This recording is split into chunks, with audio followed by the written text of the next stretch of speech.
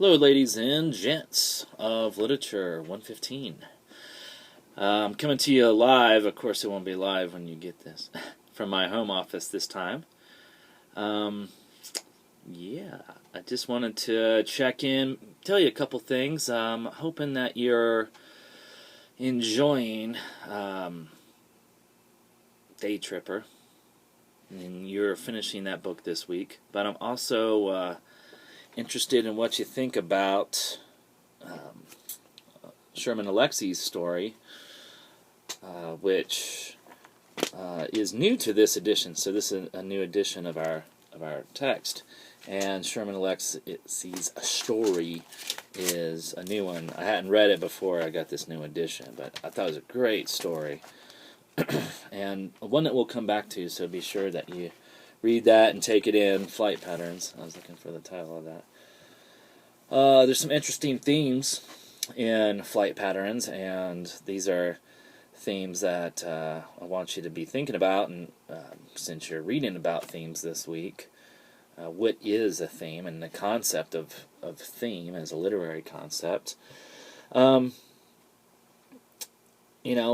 You should ask yourself with each of the readings what the themes are, because you're probably going to see that on test.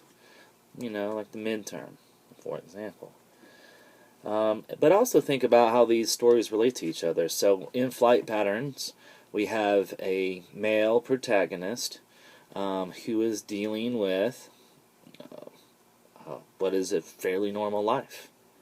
And in Day Tripper, we have a male protagonist who is dealing with a fairly normal life, probably a little bit more glamorous, perhaps well-to-do life than the protagonist in Flight Patterns, but there's definitely some similarities. And they both kind of question the same things. What is the value of work, and versus spending time with your children is the theme in both of these, I think. Of course, Flight Patterns also has a really obviously interesting, obviously apparent theme of race, what it means to be an American, what it means to be an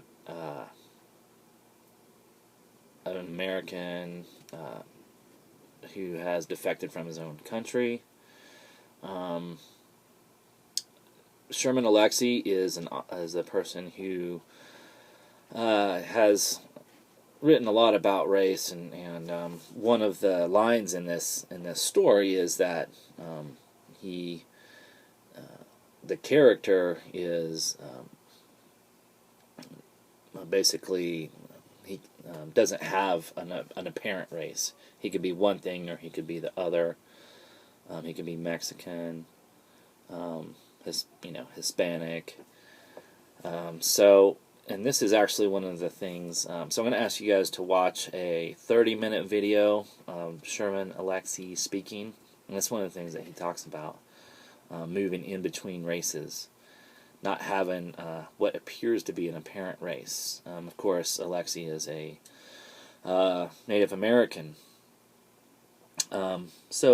Anywho, so that's race and relating to each other, and what it means to be American is a theme that you should think about when reading Flight Patterns. Kind of hard not to, though. So race and class, always good things to consider. A lot of great literature written about those things. So let's see here. I did want to mention one more thing. The rest of your assignments are in the assignment, the week 3 assignment sheet. You've got a couple of discussions this week. Both have to do with Day Tripper, one specifically setting and the other with theme. The one thing I want to make you more aware of is this requirement that the class asks you to go to 2 literary events over the course of the semester and to write about those events. So the first one is due in the middle of the semester. I'll get you a firm date on that. And the second one is due towards the end of the semester. But you have to do one, here within the next, 4 or 5 weeks. anything basically is up for grabs. So it can be a reading. I'm going to post the English department readings, the calendar, on our course homepage. But you could go to the Mercury Cafe for a poetry slam. You could go to a play. Theater is totally acceptable. We will end our semester with a drama unit and read a play. I haven't decided which one yet. They're all so good. There's a play at Red Rocks Community College, our sister college, over there in Golden/Lakewood. That's going to be really awesome, and that's in a couple. Let's see, I think it's in a week and a half or so.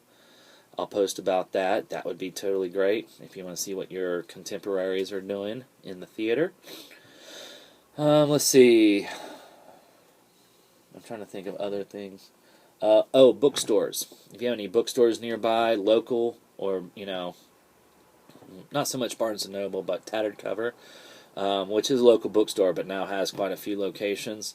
They have readings almost every night, Tattered Cover does. Local bookstores will have weekend readers on the weekends. There's a crew that I'm involved with, and we do a monthly reading. It's on a Tuesday night, and it's called the F-Bomb, and that's fun. So it has a double entendre here, the bad word F, fuck, and also flash fiction. So flash fiction is a form of a subgenre of fiction that we're going to study here soon. And so that's cool because there's a core group of like 8 people who usually read, and then there's another 10 people who do open mic. And that's always a good time. So I'll share that information with you too. Nice thing about that is the readings, each reader's only up there for 4 to 6 minutes. So there's a limit. So if someone, is not all that enjoyable, you can wait it out and they'll be done soon. You can't do that in some readings where authors take 30, 45 minutes, hour to read. So anyway, I'm asking y'all to get out there and be involved in the literary community. I know that this is a challenge to those of you who have kids and jobs and all that stuff. Excuse me, I'm fighting a little bit of a cold here. Kids, speaking of kids, they give me a damn cold. But let's see. Yeah, I know it's tough, but you can do it. I've had people go through extraordinary means to take care of this assignment. So, people who lived way out in BFE in North Carolina taking my class have been able to, to find a way to fulfill this requirement. So, holler if you have any questions about that, but I'll post some more information on that here soon.